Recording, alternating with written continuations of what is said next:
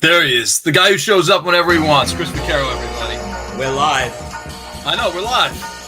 I hit the live button. Chrissy V, everybody in the house. What's up? Nando, how we doing, buddy? Happy Thanksgiving to you and the listeners. Mostly our listeners, though. You don't mean, I was going to say you don't mean that. It's pretty funny. Like, last night I sent Chris and Tyler a rundown. And Chris, instead of like looking and acknowledging there was a link in there for the show, went off on how bad the rundown was. Yeah. And then for the last 10 minutes, he was trying to find the link. Well, I mean, you hid the link somewhere in the 18 different. Right. I think on the first line where it says link : StreamYard. I think that's a tell. Is this the usual? We argue with each other for like the first 5 minutes of the show? I would love to just be like, hey, welcome to the show. Let's talk about offensive coordinators. I mean, no, we're not talking about offensive coordinators. That's not what the high stakes community's talking about. Okay. Your rundown. First three rundown items included coaches. I don't think so. The first three were the 3 Thanksgiving games. Yeah. And so you said get rid of the first 3, so no Thanksgiving game talk on today's show.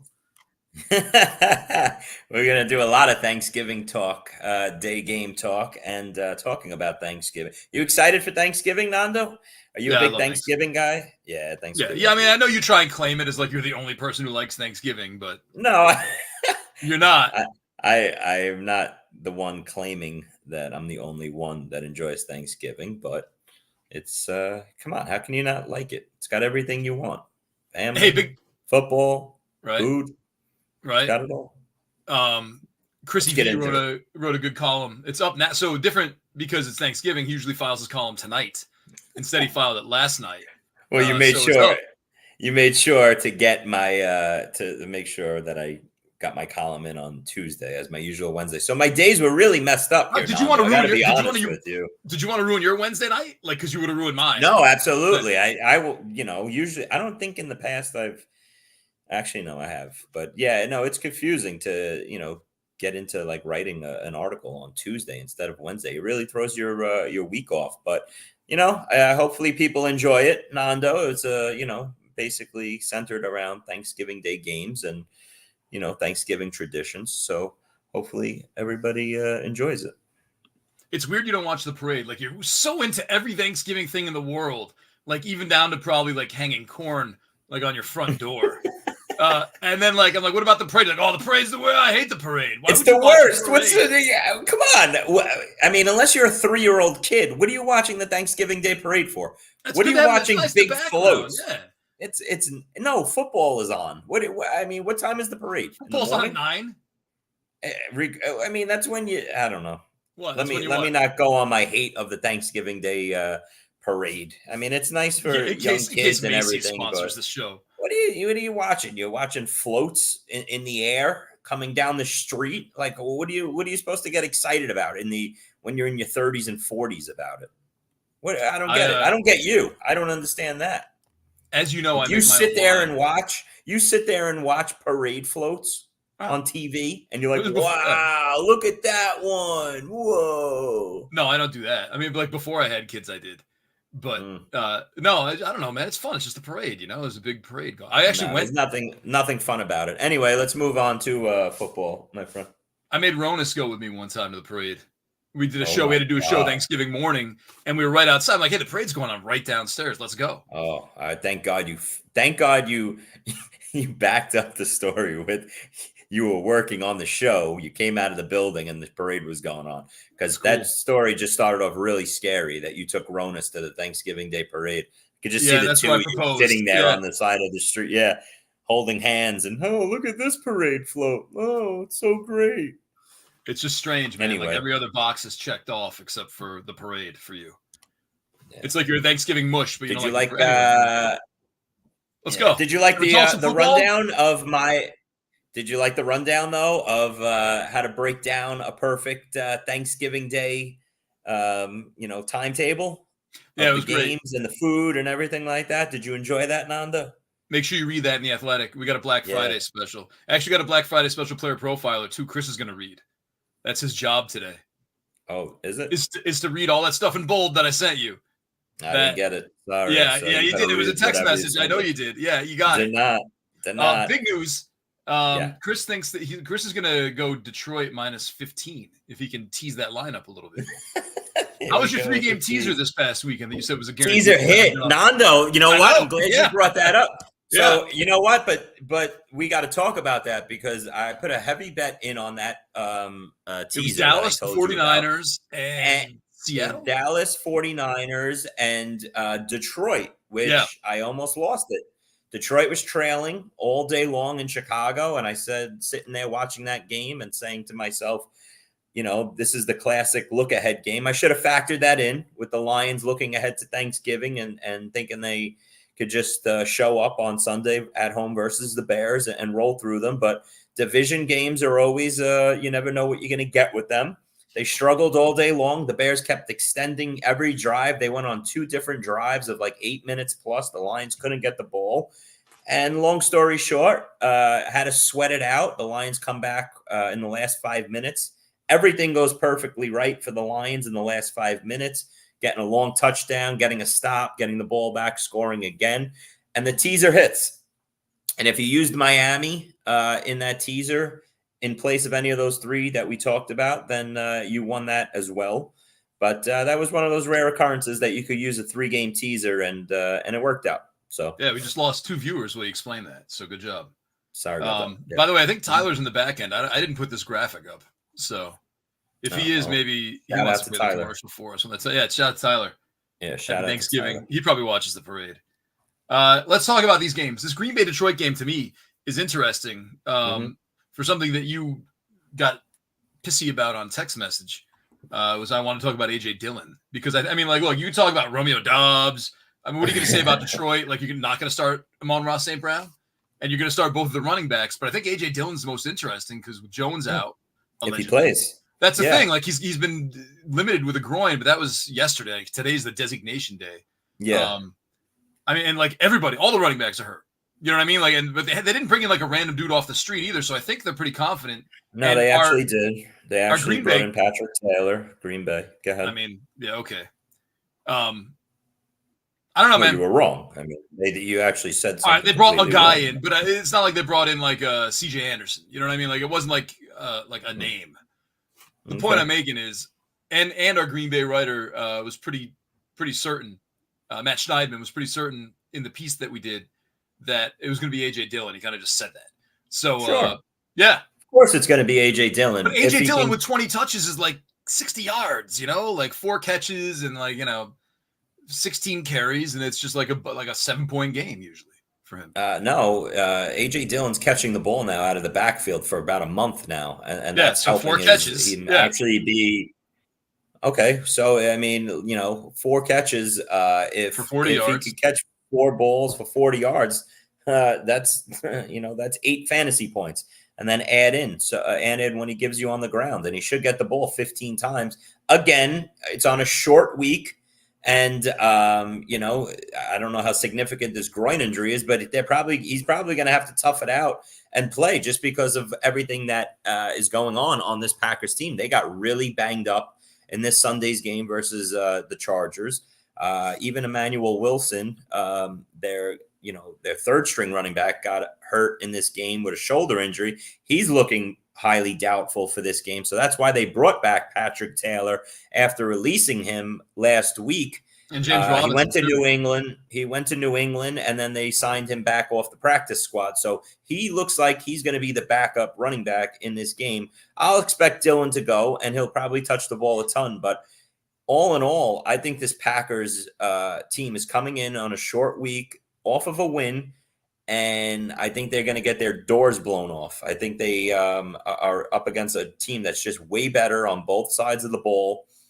And it's a really bad matchup for them. And the Lions are here to prove that they're for real. And they get the big stage on Thanksgiving, which they haven't had in a long time as a good team, to show that, hey, the old days are the old days, and this is the new Lions.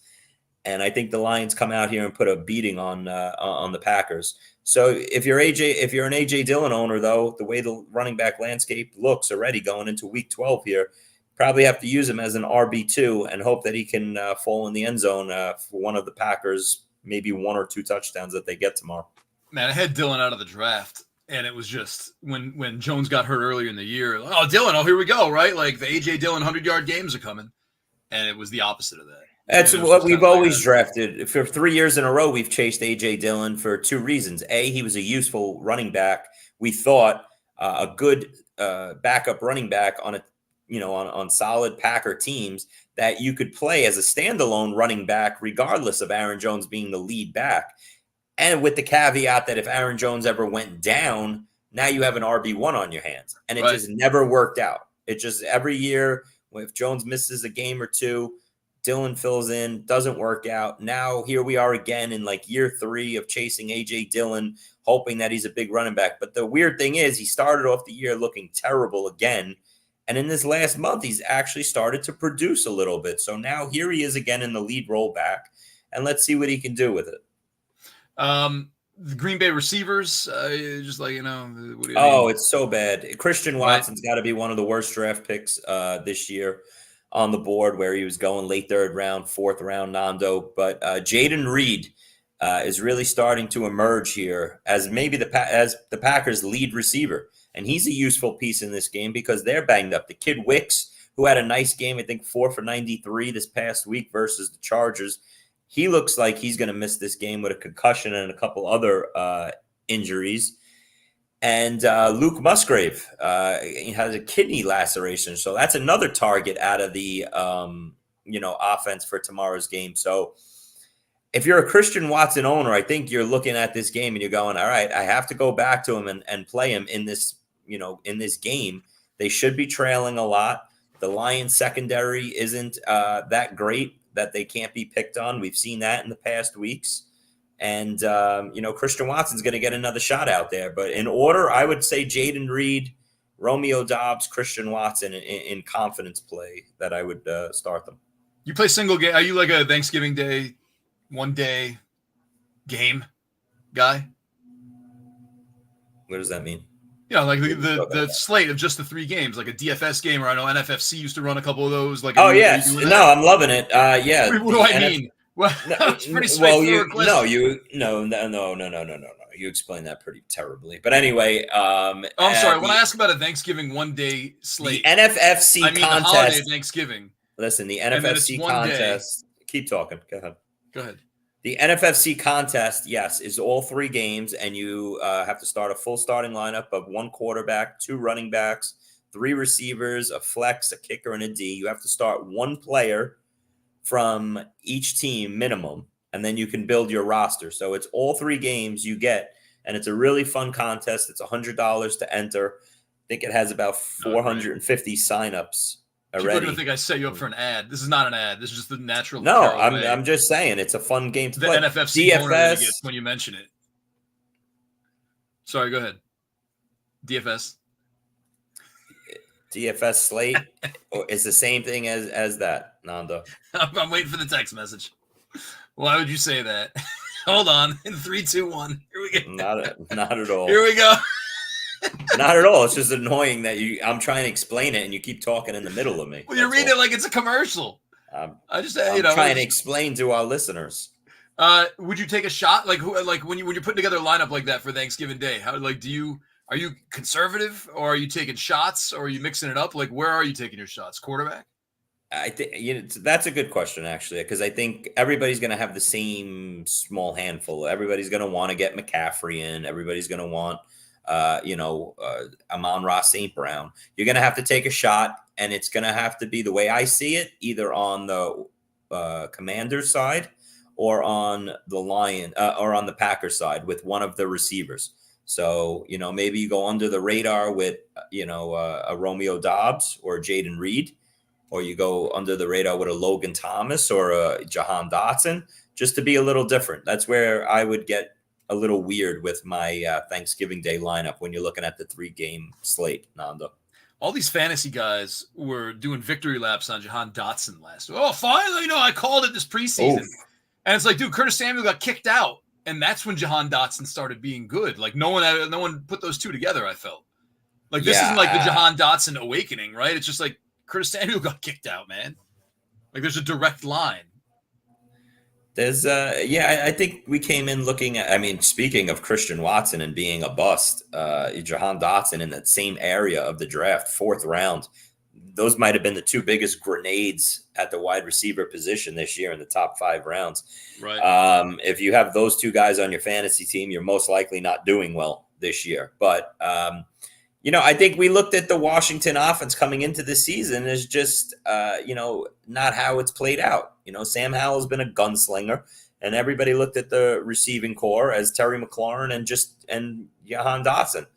And as the season's gone on, Logan Thomas has played a really nice role from the start. Your boy Curtis Samuel, the same thing.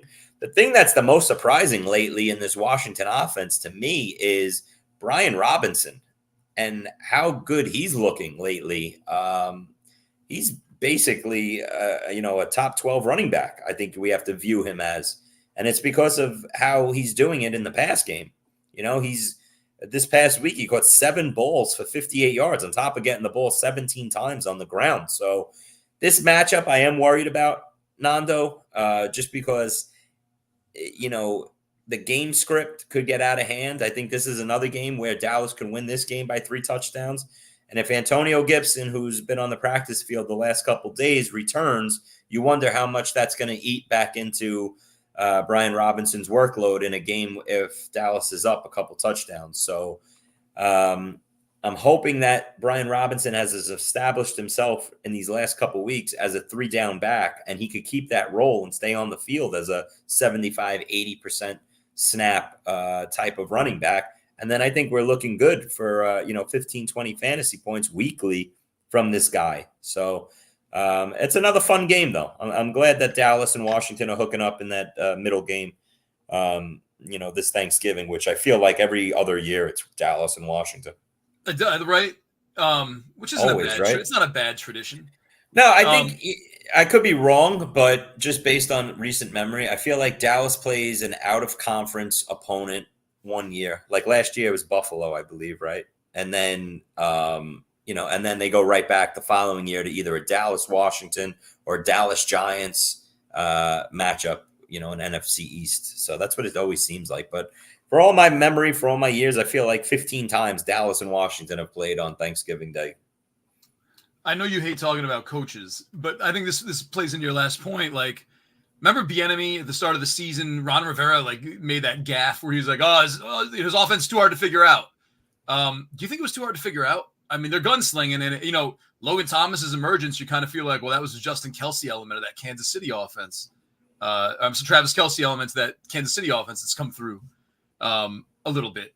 Do you think there's any truth to that? Like maybe the Bieniemy offense was just a little too complicated. And we're in week 12 now, so that the gel time I think is over. But could that have something to do with how it's just kind of like taking a little bit of time for that offense to come together? They have good pieces.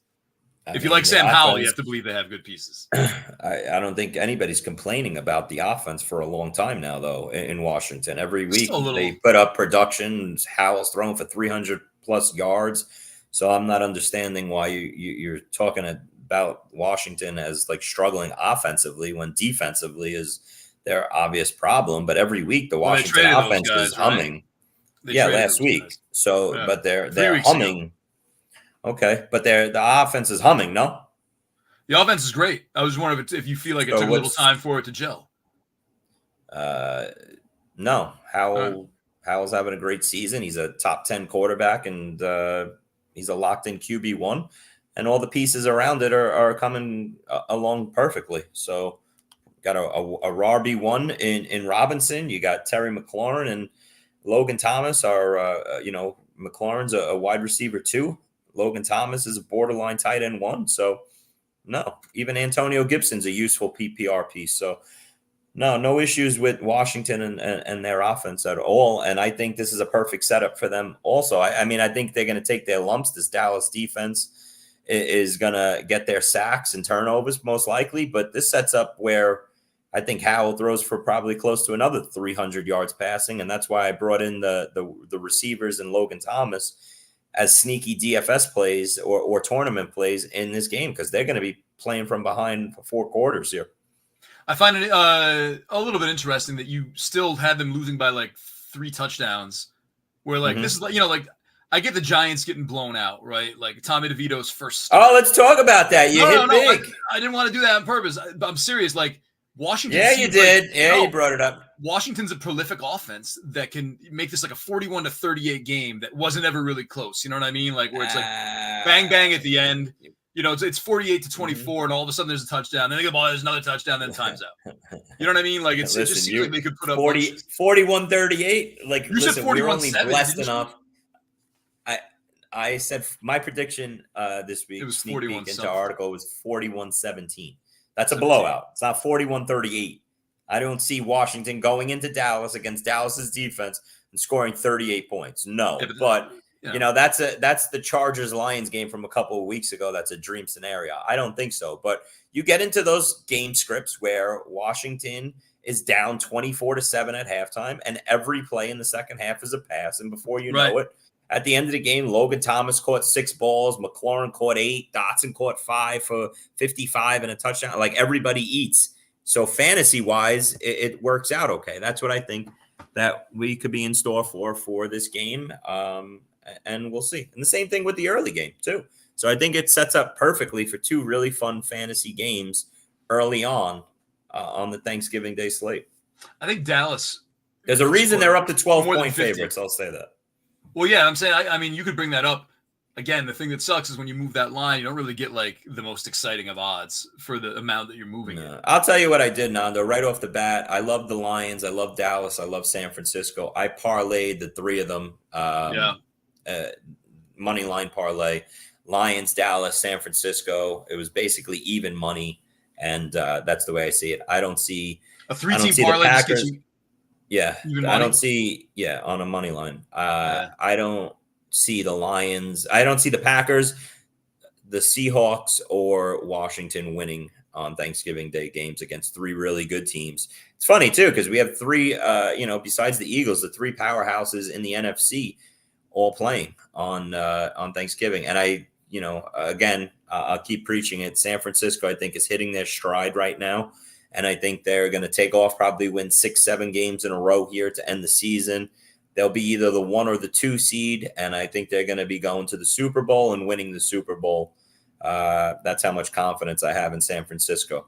I do not like what I see. I already bet them to win the Super Bowl a couple weeks ago.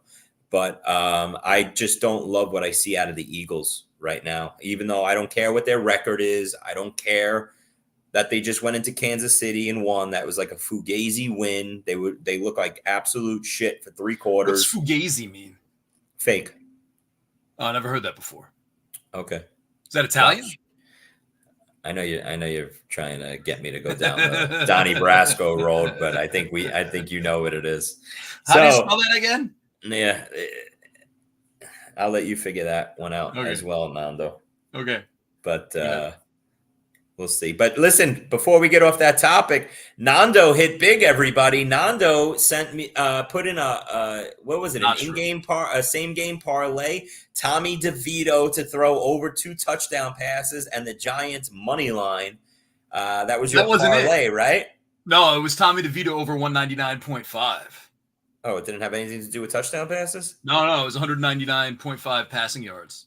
Wow. Okay. So that and a Giants money line gave you what? Plus what? 1,400? Yeah, I think it was plus 1,400. I used my ESPN bet bonus. Like I signed up for it. I gotta know everything that's going on. ESPN bet's kind of smooth. It's a smooth little interface. Yeah, right. Maybe I'll have to check it out. No doubt. I mean, just to know what's out. Let's get to one of the questions in the chat here while they're coming in hot and heavy here. And then we're going to look at you, the man of the people. It's Thanksgiving time. All right. Yes. Let's go to Senior Football. 1 non-PPR flex. Breece Hall, Tank Dell, Devonta Smith. He's already starting A.J. Brown, Ayuk, Gibbs, and Rashad. Man. I'll leave Breece Hall out of this, even though I like him as well, because you can't not play Tank Dell. I mean, yeah, I hear you, but I'm going Devonta Smith versus the Bills in that game. Listen, Tank Dell is a wide receiver 1 right now, but I'm going to keep going back to the Devonta Smith train while Dallas Goedert is sidelined. And, it's just AJ Brown and Devonta Smith in this offense. And it's going to be a nice high-scoring game. That'll be the game of the day this Sunday in a slate on Sunday that absolutely sucks. Just a garbage Sunday they gave us again in the NFL. Terrible matchups. There's only two good games all day long besides the Ravens-Chargers at night that I'll look forward to. We have the Texans and the Jaguar game, which, Senior Football has Tank Dell going. Tough to sit Tank Dell, but flip a coin between Tank Dell and Devonta Smith. I'm leaning Devonta Smith in that one. Hey, do you think you got a thank you from Senior Football? You did not. You got Chris Vaccaro sounds like a cowgirl fan. Yeah, well, I mean, sounds good. Hold on, we got to take a quick commercial break. Give me 5 minutes to find all the stuff I need to do, but let me play the sound first. Chris, while I do that, still struggling. Say something. Well, I thought Tyler was in the background this week, but I didn't see him in the actual. I'm playing the sound before I find the read that I was supposed to play. Terrible. Hold on, this bell's going to play like 100 more times. Move my underdog. As our listeners drop because of you as usual. Come on, hold on. Now I'm going to play the sounds again because you talked.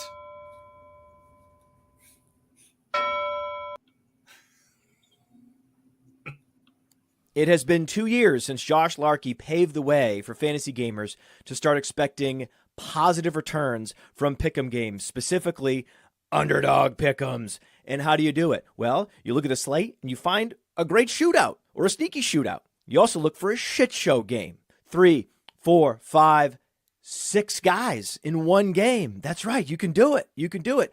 And you can 100x your payout on underdog. Think about week 1. Jets-Bills was a shit show. Did we see the Aaron Rodgers injury coming? No, but we knew the Jets have a good defense. We knew the Bills have a good defense. Why not expect the worst? And the worst is what we got. So if you had gone Dalvin Cook less than, Garrett Wilson less than, Aaron Rodgers less than, Josh Allen less than, Gabriel Davis less than, boom, boom, boom, boom, boom, boom, boom, you can go 6 for 6. Same thing in week 2. Oh, week 2. Oh, sneaky shootout there in Philadelphia. Minnesota's going to be in comeback mode, so we'll go Cousins, Jefferson, Hawkinson, more than. Madison, less than. But also, Swift, more than.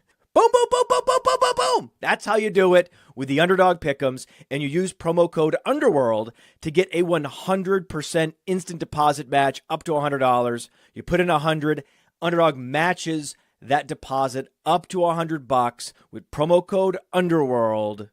Go start picking.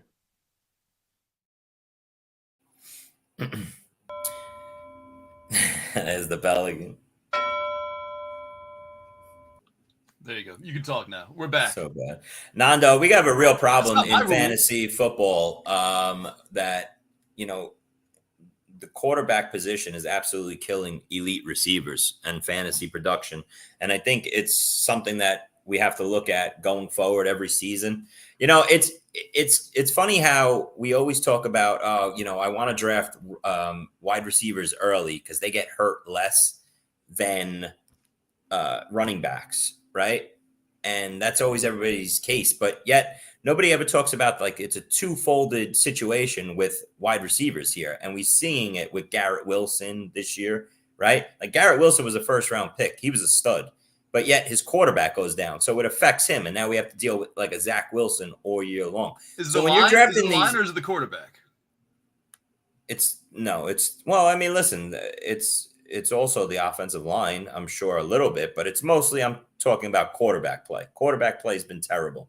You look at a Deontay Johnson and George Pickens situation with Kenny Pickett being absolutely terrible. Wilson with, Garrett Wilson with Zach Wilson. These are stud wide receivers getting ruined by quarterback bad play and injuries, right? So, the Vikings got lucky here with Dobbs, the move that they made for Dobbs. But, it would have been the same situations if Kirk Cousins went down and it was the kid Knoll or whatever his name was that was coming in. It's something that I think we have to look at, going forward in fantasy drafts, next year and beyond. It's just quarterback play sinking teams, and you have to worry now about Jamar Chase, right? With Jake Browning. Casey Joyner actually wrote something pretty good about Jake Browning, I thought. Yeah, expect a little bit of a dip. And I know you didn't read it because you don't read other stuff on the site. But it was smart. And it was like Jake Browning's actually a pretty good quarterback. See, like you know what? Backup. I wrote that in my piece last night, actually, too, if you read it, Nando. Because no, I didn't Jake Browning... you realize I have to read every letter you of what you write? Like, just for, like, you could have written Jake Browning with, like, 4 Gs. Yeah. Like, that's a very Vaccaro thing to do. You know, I know you're not a college football fan, Nando, but Jake Browning at the University of Washington was basically a Heisman candidate, and he ran a great offense in Washington. He's not going to be one of these quarterbacks that we see come in and barely be able to get the ball out to the receivers.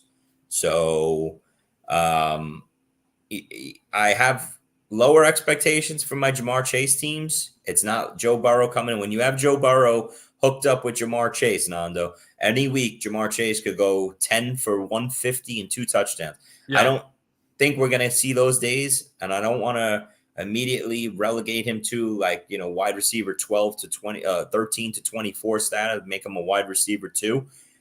Because a lot of times what happens is the backup comes in, and as long as he's capable and he could get the ball out and he throws a decent ball, which I think Browning is and is capable of, he focuses on their main target. Maybe he's not, you know, advanced enough to go through his second and third read, you know, like these guys. So that's why, as much as I just shitted on Garrett Wilson's season that he's having because of Zach Wilson, Garrett Wilson was the only one that was halfway productive in this Jets offense on a weekly basis, many weeks. It hasn't happened the last few, but before that, Garrett Wilson was always getting like a 7 for 80 type game because anybody who was doing anything in the pass game, Zach Wilson was getting it to his main target. And I think for Jake Browning and Jamar Chase now, and Jamar Chase owners, that's what you have to have as a comp. You know, you have to look at, all right, just get me 6 or 7 catches every week for 80, 90 yards to your main guy in Jamar Chase.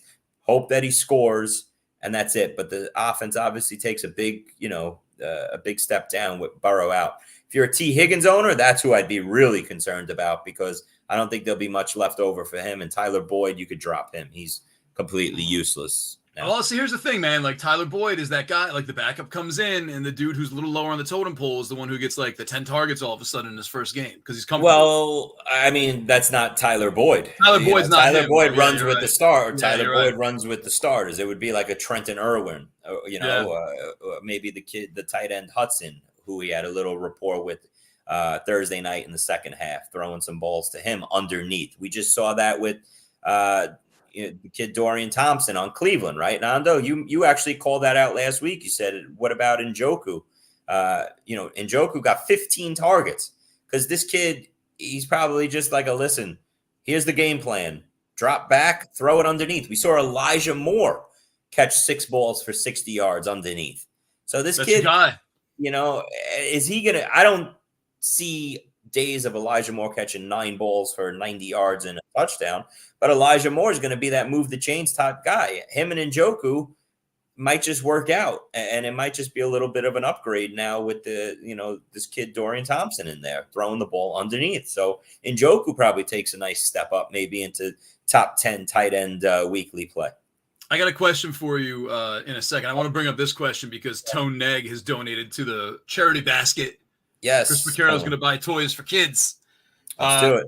I need an RB2 and a flex and a full PPR. So you're speaking, if this is high stakes, is Chris Vaccaro's language here, and no trades. Yeah. Jalen Warren, James Cook, Garrett Wilson, Drake London, and Demario Douglas. Yeah, that's a good one. That's a tough question, Tonig. Jalen Warren, you have to go right back to.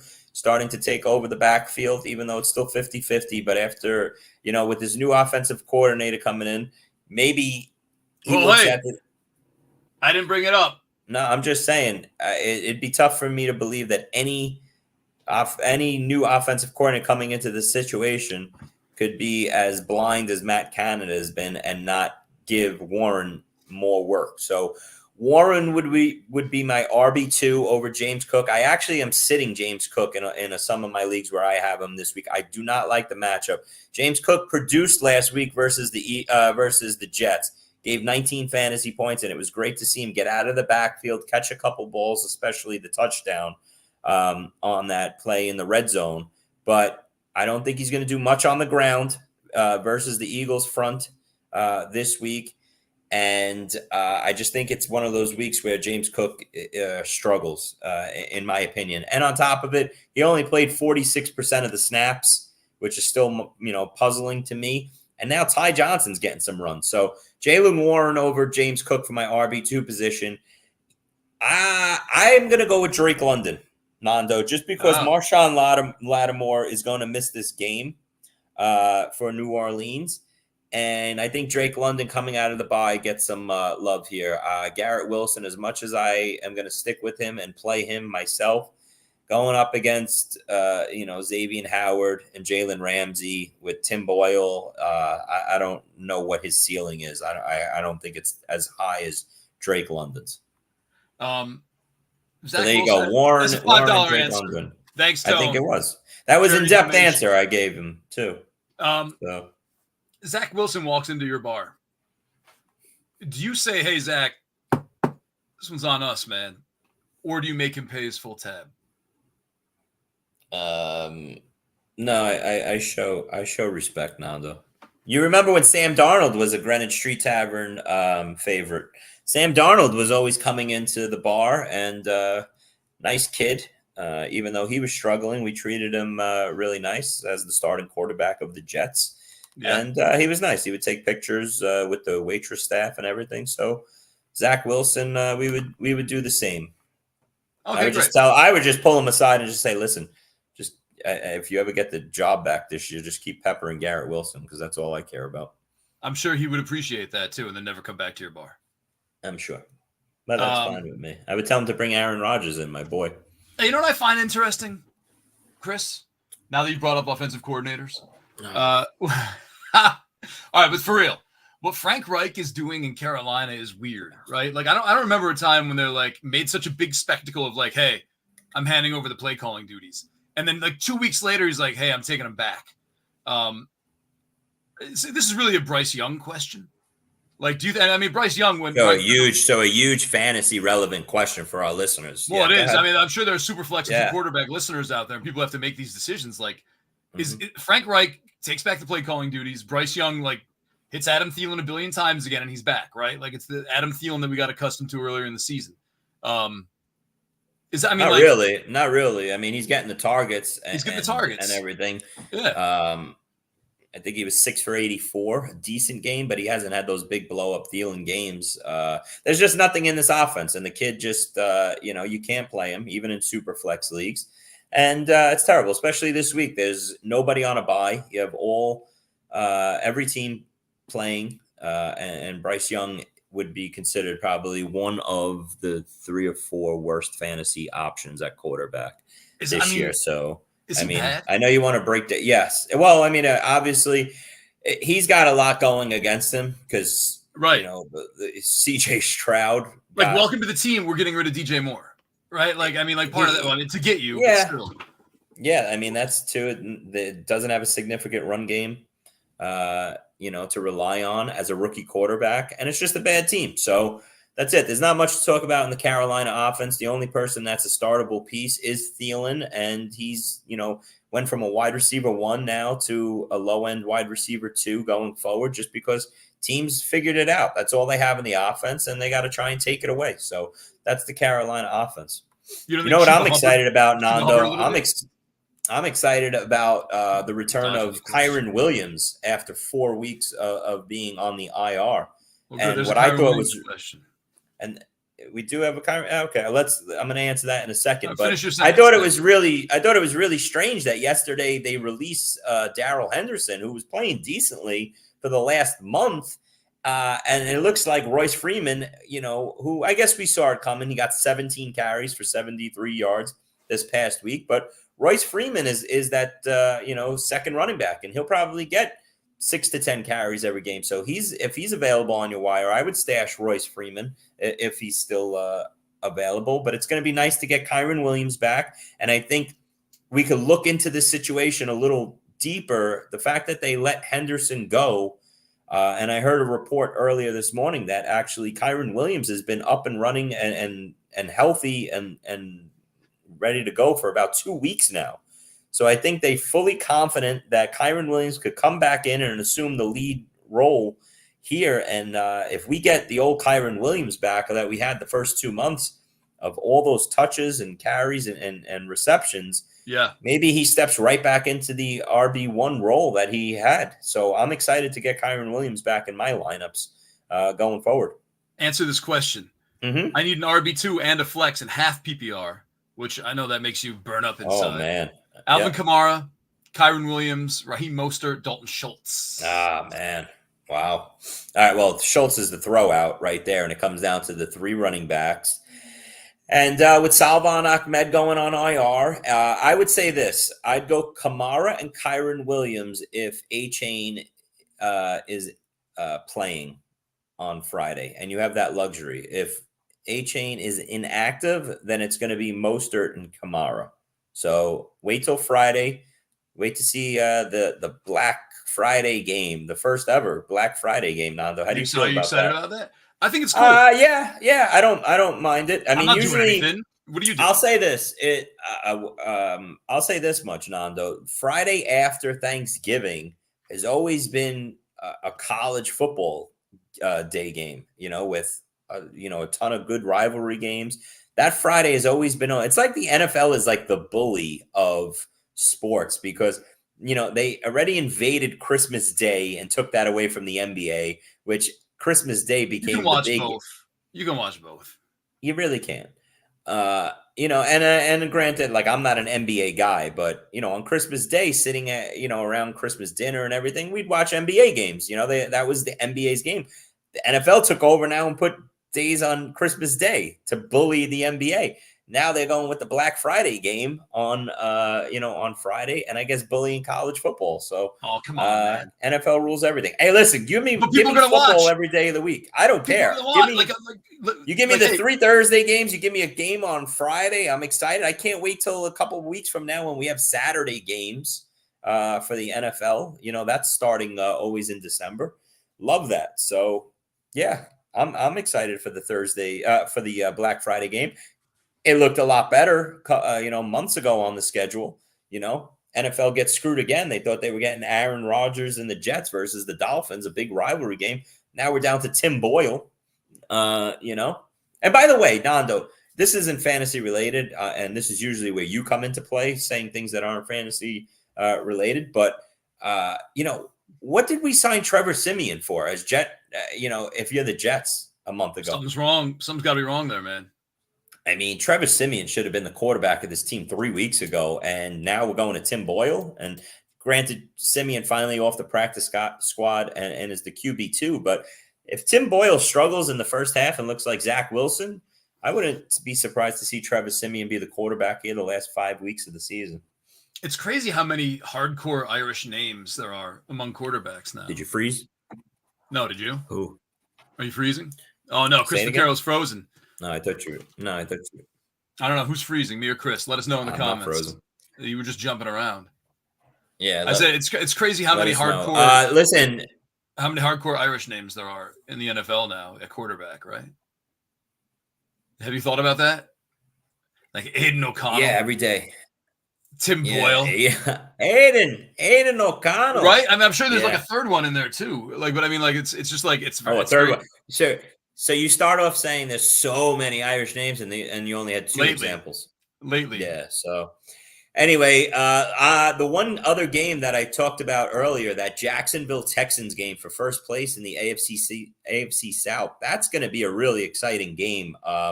And it looks a lot better now. CJ Stroud in this Texans offense is a top 5 fantasy offense. It's on fire. We talked about it last week. It's going to win people a lot of championships. Tank Dell is now a top 12 wide receiver 1 in most rankings this week, if we could believe saying that, which is crazy. But I'm more excited about the Jacksonville side after what we finally saw in a breakout performance last week versus Tennessee. I know that, I get it. It's the Tennessee defense and secondary that they took advantage of, but it was nice to see the potential that they finally have. And there was reasons for it. Like Zay Jones, who I thought this was really weird, Nando. I don't know if you were following last week, but Zay Jones gets a domestic battery arrest midweek. And I just completely ruled him out. Besides the injury that he had, this knee injury for like a while now, and that I'm thinking that he's done for the year. And then we wake up Sunday morning and he's not inactive and he's playing. Yeah. And what does that do? It leads to what a lot of people feel is, the key to unlocking Calvin Ridley. And sure enough, what happens? Calvin Ridley drops his 7 for 103 and 2 touchdown game. So is Zay Jones actually the key to unlocking this offense and Calvin Ridley and Trevor Lawrence? Like, is this what we're in store for? Are we finally in store for what we thought we were signing up for with this Jacksonville offense in fantasy in August? Now that we have Zay Jones back, like, is this the key to, maybe Jacksonville's offense being a top 10 fantasy offense going forward? And another thing Jacksonville did, they started to let Trevor Lawrence run. He ran for 2 touchdowns. That's another big aspect. I don't know why Trevor Lawrence isn't this type of quarterback that takes off and runs for 30 to 50 yards every week, like we saw Justin Herbert with limited options in his game run for 7 for 72 yards. Like, Trevor Lawrence should be getting it done on the ground here. And this game sets up nicely with a high total in the 40s, Nando. This could be one of those 31-28 type games with Stroud and Lawrence going back and forth, weapons on both sides of the game.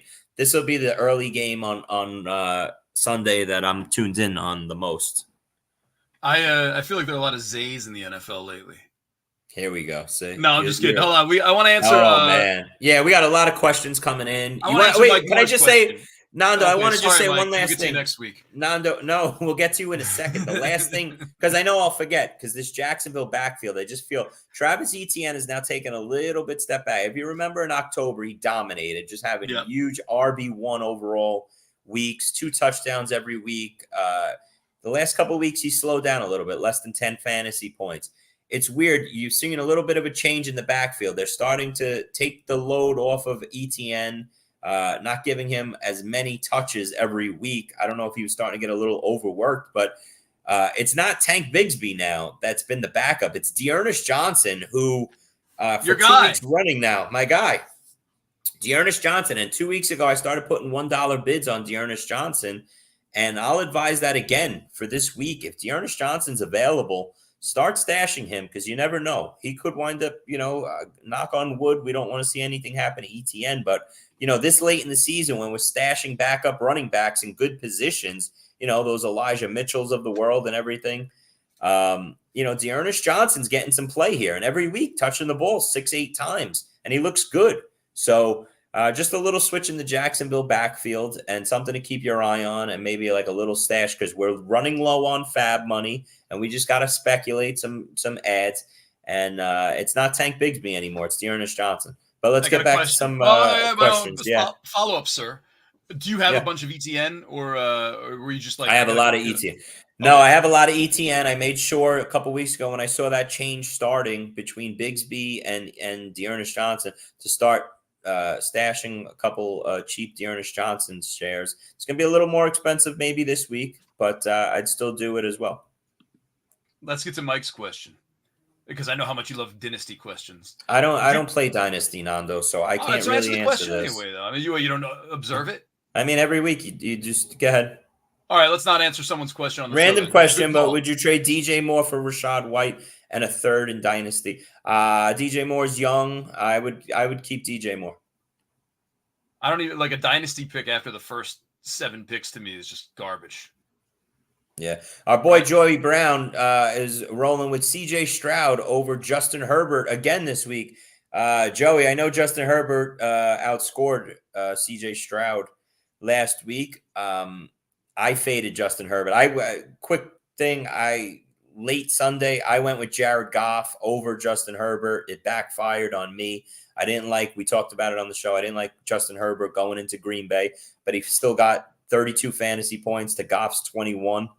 This week, I'm faced with the same scenario again. Justin Herbert playing against that tough Ravens defense.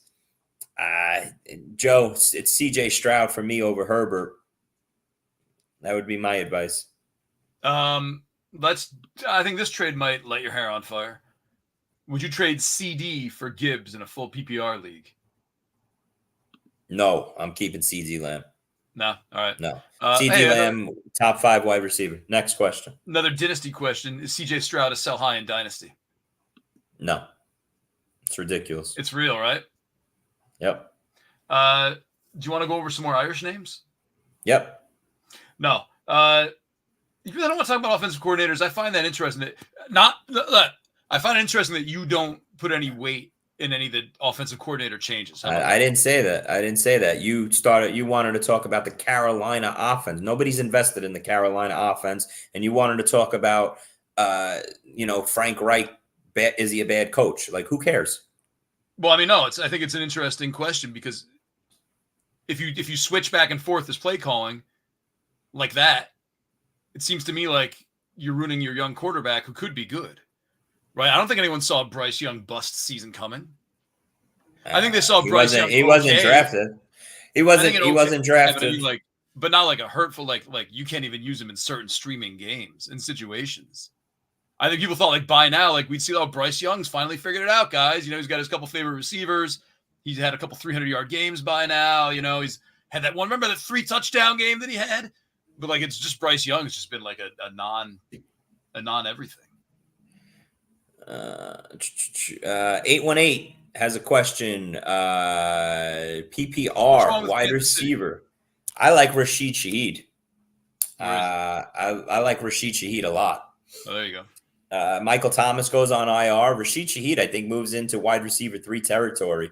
I don't know what's up with Rashid Rice. They're just not giving him enough playing time in Kansas City. We've been talking about the Kansas City offense and how terrible it is for over a month now. And Patrick Mahomes is no longer a top 5 fantasy quarterback this year. It's something that a lot of people just don't want to say and admit, but it's just the facts. This offense stinks every week. I still can't believe 3 weeks in a row the Chiefs haven't scored a point in the second half. The Kansas City Chiefs offense that we know and love for a decade now. No, it isn't. No, it isn't. It's still Andy Reid's offense in place. Is it though? Nando. Maybe Andy Reid's just been a figurehead, like a good guy. No, it's Andy Reid's. No, it's Andy Reid's offense. It's just I don't know. Mahomes doesn't have the weapons anymore. They're all garbage. He's got nothing. They were garbage last year. They won the Super Bowl. Who did he lose? Juju Smith-Schuster and Marquez Valdes-Scantling. Those are the huge weapons they lost. Listen. I don't know. How did they lose Valdez? No, I mean, because I'm trying to understand. Or not Valdes-Scantling. I was just going to say, like, he just took the ball off the face. I was messing up my hyphens. I'm sorry. Juju Smith-Schuster. So, I hear you. But and Josh Gordon? Didn't they have Josh Gordon for like 2 games? Josh Gordon. We're still talking about Josh Gordon in 2023, and the guy hasn't caught a ball in 10 years, I feel like. Anyway, listen, the Chiefs' offense is broken. They have to go out in the offseason and either draft a receiver high for him or go make a priority in free agency of like a T. Higgins or something like that.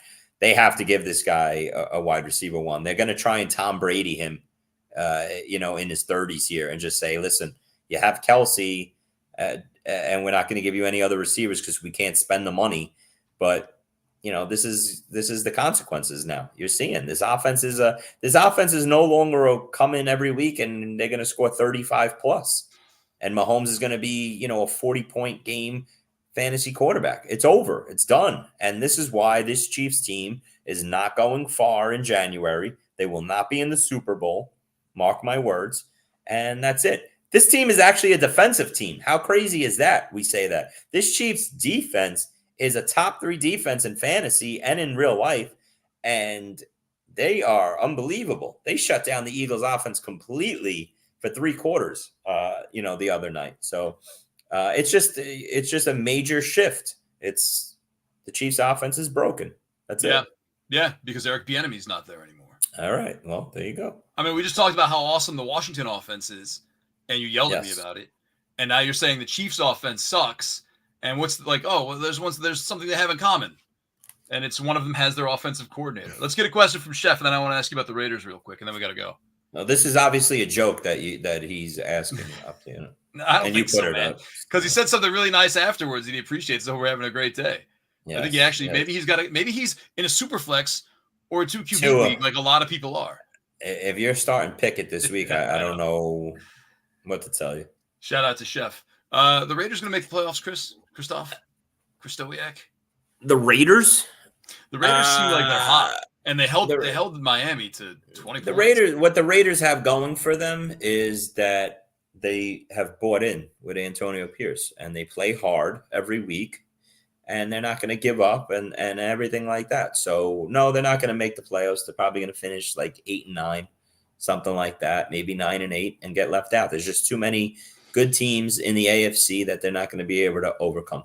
So, that's the way I see it. But it's nice to see Devontae Adams get back into getting peppered with targets, and you can expect to see that going forward. So, you know, I want to talk about this Ravens offense. I know you still got to read that text I sent you. That Ravens. You talk about the Ravens, then do the read, and then we got to go. Want me to resend it to you? Yeah, go ahead, because it's from 8:06 a.m. today. That's how excited I was to let you be a part of the show. Yeah, thanks. Now I have to look up a text in the middle of the show instead of just resending. Oh, here, you insulted Chef. He was actually serious. Tua versus the Jets. Nah, you know what, Chef? My bad. It is a legit concern, but when you're talking about Tua and that Miami offense against Kenny Pickett and a Will Levis, it's you go down with your guys. It's Tua Tagovailoa. That's what you're going with. You're not going with these other guys that could get benched at halftime. Tua is your guy, and that's that. This Ravens offense now without Mark Andrews, Nando, I'm very concerned for Lamar Jackson, Isaiah Likely. Everybody just assumes going to like walk right into this Mark Andrews role and be a stud tight end. I'm not so sure of it. I do have high hopes now for Zay Flowers finally going forward. I think Zay Flowers has the chance to be league-winning wide receiver, a top 12 fantasy wide receiver week in and week out for the rest of the season here. That's the way I see this offense. And Bateman and OBJ, if they're available on the waiver wire, should be picked up.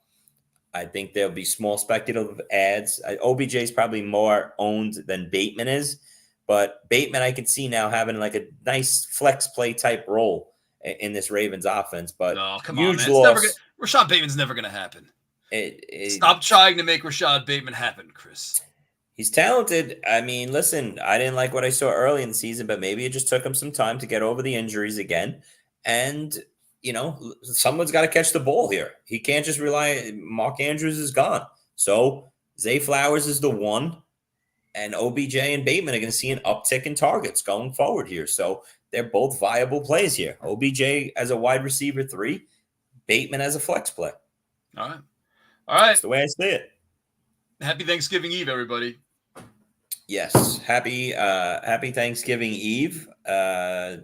Don't see a text from you, so still you're going to have to read whatever you want to read. Here, let me hold it up to the screen. You can read it, okay? I will not. Okay, read that out loud. Go ahead, whenever you're ready. Happy Thanksgiving, everybody. Everyone's just waiting on you to read this off the screen, Chris. You're making it awkward now. Thanks everybody who donated to the show. It's a player profiler package. You get the all-in package for $10 with code HOLIDAY. The sale's going to run from 6 a.m. Thanksgiving morning through midnight on Black Friday. Use the code HOLIDAY at checkout to get the all-in package for $10 on Player Profiler. Shout out to Player Profiler. Happy Thanksgiving, everybody. Thanks Company for the man. We're going to buy some stuff for the kids, Chris's at least, at the Staten Island Target. The one by Victory. Enjoy the games and enjoy the food, and we'll see you next week. And listen, if you're an NFL quarterback that Chris talks crap about on the show constantly, you can still go to his bar, and they'll still take care of you, and they will just sweat you hard. A bunch of guy bartenders probably asking for your photo for their Facebook page.